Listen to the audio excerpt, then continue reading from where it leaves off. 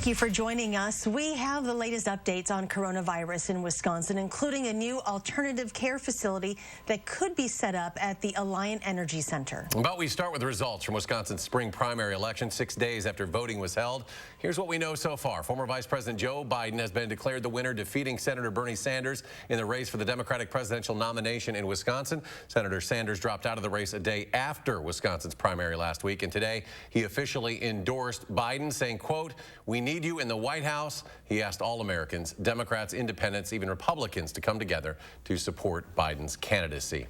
In the only statewide referendum, voters chose to approve Marsy's Law. It's an amendment to the state constitution expanding legal rights for crime victims. This has been called passing now with overwhelming support. And a list of other races still have not been called. Dane County reporting less than 8% in at this time. Madeline O'Neill live in Madison, where city ballots are still being counted at this hour. Maddie?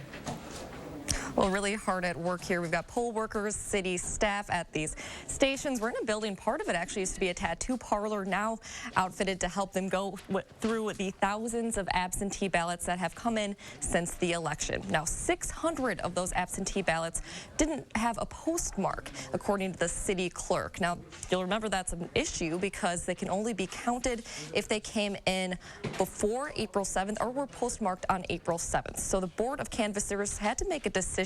They decided right before counting at 4 that they would count the ballots that came in on the 8th, 9th, and 10th, but anything after that would have to be determined on a case-by-case basis. Now, we saw that happen earlier today. They decided that even though the ballot came in today, they got a hold of the voter who certified that they did, in fact, send that ballot in the mail by April 7th, so that ballot will be counted. Now, I asked the city clerk how long she thinks this process will take. She says since they've really never done this before, it's up in the air, but she hopes it will be done by a reasonable hour. Yeah, a lot of people hard at work, and it's new to everybody. Maddie O'Neill, live downtown. Maddie, thank you.